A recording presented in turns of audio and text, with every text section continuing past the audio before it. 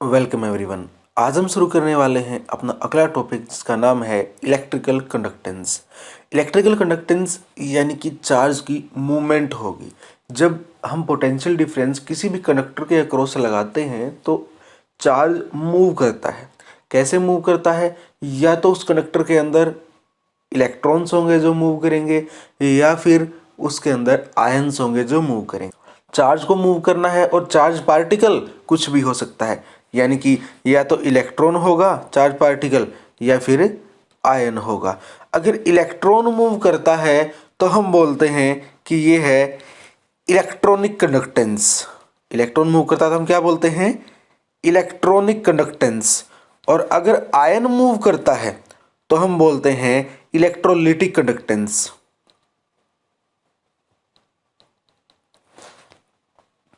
तो electrical conductance दो type की होती है। एक तो इलेक्ट्रॉनिक, जब इलेक्ट्रॉन की मूवमेंट से करंट हो, और दूसरा इलेक्ट्रोलिटिक कंडक्टेंस जो कि आयंस की मूवमेंट से करंट होता है।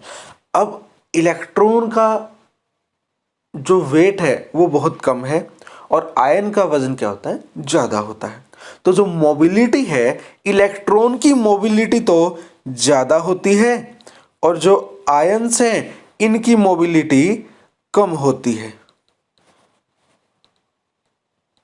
और इलेक्ट्रॉन की मोबिलिटी क्या है? ज़्यादा है। जितना चार्ज स्पीशीज मूव ज़्यादा स्पीड से करेगी, जिसकी ज़्यादा मोबिलिटी होगी चार्ज पार्टिकल की, उसके लिए तो कंडक्टेंस ज़्यादा होगी। और जब चार्ज पार्टिकल की जो स्पीड है, जो मोबिलिटी है वो कम होगी तो कंडक्टेंस कम होगी। तो इलेक्ट्रॉन की वजह से यानी इलेक्ट्रॉनिक कंडक्टेंस तो बहुत ज़्यादा होती है।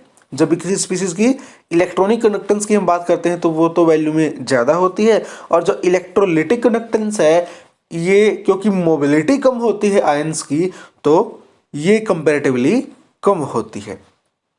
एग्जाम्पल देखें तो कोई भी मेटल है जिसके अंदर फ्री इलेक्ट्रॉन होते हैं। आपने इलेक्ट्रॉन सी मॉडल तो पढ़ा ही होगा मेटल्स का, जिसके अंदर इलेक्ट्रॉन्स के समुद्र के अंदर कर्नल्स हैं जो, यानी कि मेटल के पॉजिटिव आयंस लटके हुए होते हैं।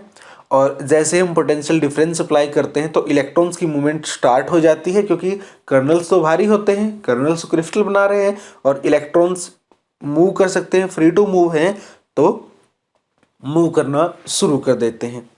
अब अगर टेम्परेचर को इंक्रीज किया जाए, टेम्परेचर इंक्रीज करने से क्या होता है? जो भी कोई पार्टिकल है उसकी वाइब्रेशन एनर्जी इंक्रीज होती है। वाइब्रेशन एनर्जी इंक्रीज होगी तो वाइब्रेशन ज़्यादा करने लगेंगे। 0 केल्विन पे तो हम ये मानते हैं कि सीज हो जाती है कोई भी जो वाइब्रेशनल एनर्जी है, हम ये मान के चलते हैं। तो जैसे जैसे टेम्परेचर ज़्यादा होगा, और 0 डिग्री सेल्सियस तो कितना है? 273 केल्विन है। एब्सोल्यूट 0 के ऊपर ही वाइब्रेशन फ्रीज होती है। उससे ज़्यादा कोई भी टेम्परेचर होगा तो कुछ ना कुछ तो वाइब्रेशन रहेगी। और अगर टेम्परेचर इंक्रीज होगा तो वाइब्रेशन की जो फ्रीक्वेंसी है वो बढ़ेगी। जब वाइब्रेशन की फ्रीक्वेंसी बढ़ेगी तो जो इलेक्ट्रॉन मूव कर रहे थे उनके रास्ते में जो कर्नल्स बैठे हुए थे, वो कर्नल जब वाइब्रेट करेंगे तो उनके रास्ते को रोकेंगे। मान लिया इलेक्ट्रॉन्स की मूवमेंट इस डायरेक्शन में है और ये कर्नल ऐसे ऐसे वाइब्रेट करना स्टार्ट कर दे, तो ये जो इलेक्ट्रॉन है ये आगे जाने से पहले क्या करेगा? इस कर्नल से टकराएगा और इसकी जो मोशन है वो रिस्ट्रिक्ट होगी। तो जब इलेक्ट्रॉन की मोशन रिस्ट्रिक्ट होगी तो करंट रिस्ट्रिक्ट होगा, यानी कि जो कंडक्टेंस है, इलेक्ट्रिकल कंडक्टेंस है, वो डिक्रीज हो जाएगी। यानी कि इलेक्ट्रॉनिक कंडक्टेंस खुद तो ज़्यादा होती है और जब टेम्परेचर इंक्रीज किया जाए तो रिस्ट्रिक्शन पैदा होने के कारण, उस वाइब्रेशनल एनर्जी के कारण क्या होती है? रिस्ट्रिक्ट होती है। तो टेम्परेचर इंक्रीज होने पे जो इलेक्ट्रॉनिक कंडक्टेंस है वो क्या होगी? डिक्रीज होगी। और इलेक्ट्रोलिटिक कंडक्टेंस, आयंस की मूवमेंट पहले से ही कम है तो ये कंडक्टेंस तो वैसे ही कम होती है। भाई आयन इतनी जल्दी मूव करता नहीं, उसकी मोबिलिटी कम है तो उसकी कंडक्टेंस पहले से ही कम थी। और जब आपने टेम्परेचर को इंक्रीज किया तो इलेक्ट्रोलिटिक कंडक्टेंस क्या होगी? इंक्रीज होगी। क्यों होगी इंक्रीज? क्योंकि आपने टेम्परेचर इंक्रीज किया है तो आयंस की स्पीड इंक्रीज होगी। और जब आयंस की वेलोसिटी, आयंस की स्पीड इंक्रीज होगी तो यानी कि आयंस की मोबिलिटी इंक्रीज होगी। जब आयंस की मोबिलिटी बढ़ेगी काइनेटिक एनर्जी बढ़ने की वजह से, तो जो करंट है वो भी बढ़ जाएगा, यानी कंडक्टेंस है वो बढ़ जाएगी। भाई चार्ज पार्टिकल्स के अंदर तो आयंस ही हैं, अगर आयंस स्लोली मूव कर रहे थे तो कंडक्टेंस कम थी, आयंस फास्टली मूव करेंगे तो कंडक्टेंस बढ़ जाएगी। तो इलेक्ट्रोलिटिक कंडक्टेंस इंक्रीज होती है कब, जब टेम्परेचर इंक्रीज किया जाए। एग्जाम्पल देखते हैं, आपके पास NaCl है जो कि आयनिक इन नेचर है, आपको पता है। आपने क्या किया, इसे वाटर में डिजोल्व कर दिया। अगर आपने 2 ग्राम NaCl 100 ml के अंदर डिजोल्व किया है तो कुछ आयंस होंगे, उन आयंस की मूवमेंट की वजह से पोटेंशियल डिफरेंस लगाने पे वो आयन मूव करेंगे, आयन मूव करेंगे तो कंडक्टेंस शो करेगा। अब आपने क्या किया, पहले 2 ग्राम NaCl था, 2 ग्राम और डाल दिया, क्योंकि NaCl अब ज्यादा हो गया, सोडियम कैटायन भी ज्यादा बनेंगे, क्लोराइड एनायन भी ज्यादा बनेंगे, तो जितने ज्यादा कैटायन और एनायन बनेंगे उतनी ज्यादा कंडक्टेंस वो शो करेगा। यानी कि कंसंट्रेशन पे डिपेंड करता है। मेटेलिक कंडक्टर थे, इलेक्ट्रॉनिक कंडक्टर थे, उनके अंदर क्या था कि प्योर फॉर्म में था जो भी था। जब कोई चीज प्योर फॉर्म में है तो वहां कंसंट्रेशन की बात ही नहीं, लेकिन यहाँ पे जब हम सॉल्यूशंस की बात कर रहे हैं, वहां पे आपका जो इलेक्ट्रोलाइट है किसी सॉल्वेंट के अंदर डाला जा रहा है। अगर इलेक्ट्रोलाइट ज़्यादा डालोगे तो ज़्यादा आयन बनेंगे, जब ज़्यादा आयन बनेंगे तो कंडक्टेंस ज़्यादा होगी। आपने इलेक्ट्रोलाइट कम डाला तो कम आयन बनेंगे, जब कम आयन बनेंगे तो कंडक्टेंस भी कम होगी। सो कंसंट्रेशन पे जो इलेक्ट्रोलिटिक कंडक्टेंस है वो डिपेंड करती है। दूसरा, आपने जो सॉल्वेंट लिया है, अगर वो सॉल्वेंट उस आने वाले इलेक्ट्रोलाइट को डिसोसिएट होने देता है फिर तो कंडक्टेंस होगी, और अगर वो सॉल्वेंट कहता है कि मैं इसे डिसोसिएट नहीं होने दूंगा तो कंडक्टेंस कम होगी। क्यों, ऐसा क्यों भाई, अगर कोई पोलर सॉल्वेंट है वो तो किसी भी इलेक्ट्रोलाइट को क्या करता है, डिसॉल्व कर लेता है और आयंस में टूटने देता है। लेकिन अगर नॉन पोलर सॉल्वेंट है उसके अंदर तो डिसोसिएशन नहीं होता। जब डिसोसिएशन नहीं होगा, जब एक न्यूट्रल आयनिक मॉलिक्यूल से आयंस सेपरेट आउट नहीं होंगे, अलग अलग आयन नहीं बनेंगे, तब तक कंडक्टेंस नहीं होगी। जब तक NaCl एज इट इज है, चाहे वो सॉलिड फॉर्म में है, सॉलिड फॉर्म में क्या होता है, सोडियम क्लोराइड का जो क्रिस्टल होता है वो तो इलेक्ट्रिसिटी कंडक्ट नहीं करता। कब कंडक्ट होती है, जब हम इसे आयन में डिसोसिएट कर देते हैं, या तो हम इसे सॉल्यूशन बना लें या फिर इसको मेल्ट कर दे, मोल्टन स्टेट में हो तब भी आयन मूव कर सकते हैं। जब आयन मूव करेंगे तभी NaCl कंडक्टेंस शो करेगा, जब तक ये सॉलिड फॉर्म में है ये कंडक्टेंस शो नहीं करेगा। नेक्स्ट टर्म आती है विस्कोसिटी। आपने जिस सॉल्वेंट के अंदर इस इलेक्ट्रोलाइट को डाला है, अगर वो सॉल्वेंट विस्कस है, गाढ़ा है, तो वो resistance to the flow create करता है। देखो विस्कोसिटी क्या होती है, रेजिस्टेंस टू द फ्लो। अब आपने किसी सॉल्वेंट के अंदर कोई भी इलेक्ट्रोलाइट डाल दिया, इलेक्ट्रोलाइट वहां पे डिसोसिएट भी हो गया, मान लिया। डिसोसिएट होने के बाद जब आप पोटेंशियल डिफरेंस अप्लाई करोगे तो आयंस को मूव करना है। अगर सॉल्वेंट बह जाता है, कम विस्कोसिटी है, फिर तो आयंस की मूवमेंट आसान होगी। लेकिन अगर सॉल्वेंट ज्यादा विस्कस है, उसकी विस्कोसिटी ज्यादा है, तो वो ना तो खुद बहेगा, और जब खुद नहीं बहेगा तो पार्टिकल्स को ये मूव नहीं करने देगा, यानी आपके आयंस की मूवमेंट भी रिस्ट्रिक्ट होगी। और जब आयंस की मूवमेंट रिस्ट्रिक्ट होगी तो उसकी कंडक्टेंस भी कम होगी। इस चैप्टर में हम बेसिकली इलेक्ट्रोलिटिक कंडक्टेंस की बात करेंगे। इलेक्ट्रॉनिक कंडक्टेंस यानी कि मेटल की कंडक्टेंस की हम बात ज़्यादा यहाँ पे नहीं करेंगे। नेक्स्ट हम बात करते हैं रेजिस्टेंस की। रेजिस्टेंस यानी कि restriction to the flow of charge particle. अब आपको पता है ओम्स लॉ कहता है V इक्वल टू IR, जहाँ पे V क्या है, पोटेंशियल डिफरेंस है, I करंट है इन एम्पियर, और R क्या है, रेजिस्टेंस है। किसी भी कंडक्टर के लिए जो रेजिस्टेंस है यानी कि जो अवरोध है इलेक्ट्रॉन के फ्लो में या फिर आयंस के फ्लो में, वो किसके डायरेक्टली प्रोपोर्शनल होता है, लेंथ के। कितनी लेंथ तक उसे जाना है, कितनी डिस्टेंस से कवर अप करनी है उस चार्ज पार्टिकल को, उस इलेक्ट्रॉन को या फिर उस आयन को, तो कितनी दूर तक जाना है उतना ज़्यादा उसके अंदर क्या होगा, रिस्ट्रिक्शन होगी। तो जो रेजिस्टेंस है वो डायरेक्टली प्रोपोर्शनल किसके है, लेंथ के। दूसरी बात, जो रेजिस्टेंस है वो इनवर्सली प्रोपोर्शनल है एरिया के, कौन से एरिया के, एरिया ऑफ क्रॉस सेक्शन।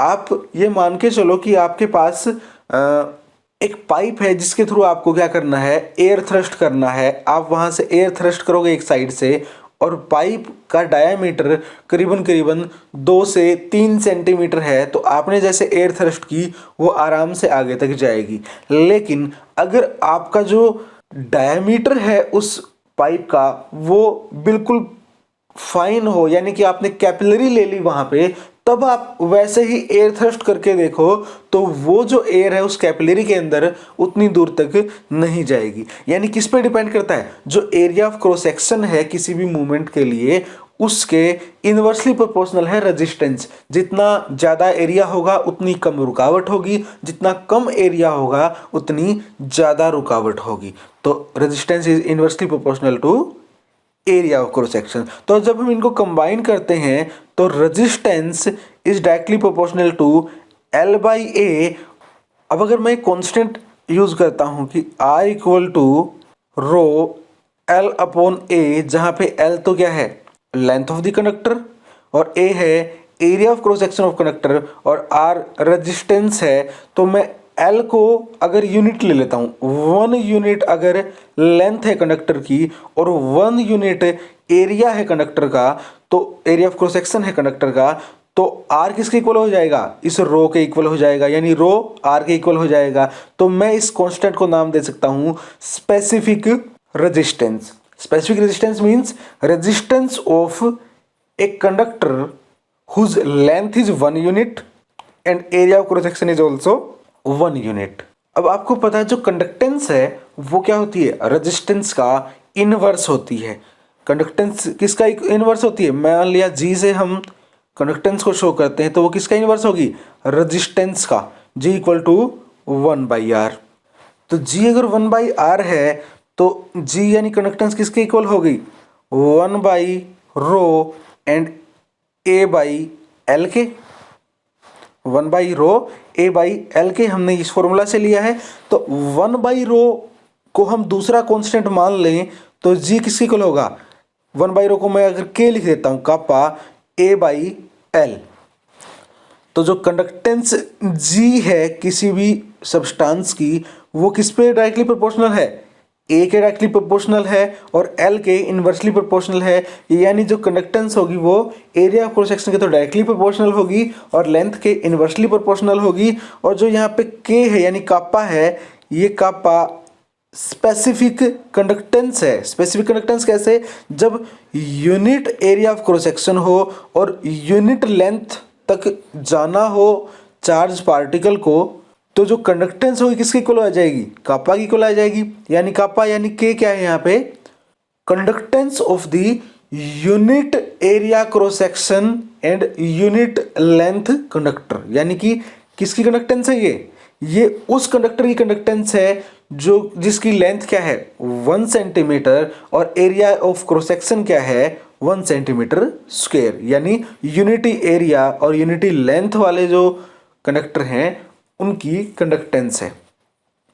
अब जो K या फिर रो है जिसकी हमने बात की थी, रेजिस्टेंस की बात की थी, स्पेसिफिक रेजिस्टेंस और स्पेसिफिक कंडक्टिविटी, ये नेचर पे डिपेंड करते हैं। आपके पास जो कंडक्टर है उसकी नेचर क्या है। अगर आपके पास सॉल्यूशन है तो उसके अंदर क्या तो नेचर है उस इलेक्ट्रोलाइट की, क्या है नेचर उस सॉल्वेंट की, कितनी विस्कोसिटी है, इन सभी के ऊपर ये क्या करता है, डिपेंड करता है। दूसरा ये डिपेंड करता है टेम्परेचर पे। टेम्परेचर के अकॉर्डिंग भी जो स्पेसिफिक रेजिस्टेंस या फिर स्पेसिफिक कंडक्टिविटी चेंज होती है।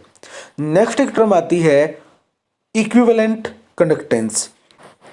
अब जो इक्विवेलेंट कंडक्टेंस है उसको हम रिप्रेजेंट करते हैं लैम्डा EQ से। जो लैम्डा EQ है वो किसी कंडक्टेंस है 1 ग्राम इक्विवेलेंट। आपके पास इलेक्ट्रोलाइट हो, आपने उसको V वॉल्यूम के अंदर डिसोल्व कर दिया, V वॉल्यूम के अंदर डिसोल्व कर दिया और उस V वॉल्यूम को आपको कन्फाइंड करना है, रोकना है, समेट के रखना है किसके अंदर, 1 सेंटीमीटर लेंथ के अक्रॉस आपको 2 इलेक्ट्रोड लगाने हैं, इलेक्ट्रोड 1 एंड इलेक्ट्रोड टू उन दो इलेक्ट्रोड का एरिया चाहे कुछ भी हो जाए, उन दोनों के बीच की लेंथ कितनी होनी चाहिए, डिस्टेंस कितनी होनी चाहिए, 1 सेंटीमीटर। और पूरा का पूरा वॉल्यूम V इन दोनों इलेक्ट्रोड के बीच में आ जाए तो वो जो कंडक्टेंस होगी उसको बोलेंगे हम लैम्डा इक्विवेलेंट। और अगर मैं 1 ग्राम इक्विवेलेंट की बात करूं तो 1 ग्राम इक्विवेलेंट क्या होगा, आपके पास जो भी इलेक्ट्रोलाइट लाइक NaCl है, जो भी इलेक्ट्रोलाइट है, इक्विवेलेंट वेट इक्वल होता है molecular weight divide by n factor. और n फैक्टर किसी भी इलेक्ट्रोलाइट के लिए क्या होता है, चार्ज ऑन दी कैटायन। यहाँ सोडियम के ऊपर कितना चार्ज है, 1 चार्ज है, तो मोलिकुलर वेट डिवाइड बाई 1, तो इक्विवेलेंट वेट जो होगा NaCl का वो उसके मोलिकुलर वेट के बराबर होगा। अगर मैं मोलर कंडक्टेंस की बात करूं तो उसको हम रिप्रेजेंट करते हैं लैम्डा m से। लैम्डा m किसके इक्वल होगी, 1 मोल आपके पास इलेक्ट्रोलाइट है, उस 1 मोल इलेक्ट्रोलाइट को आपने किसी V वॉल्यूम के अंदर डिसोल्व कर दिया और V वॉल्यूम को कहाँ पे रखा, उन दो इलेक्ट्रोड के बीच में रखा जिनके बीच का गैप कितना है, 1 सेंटीमीटर है, और पूरा का पूरा वॉल्यूम उन दोनों इलेक्ट्रोड के बीच में आ गया।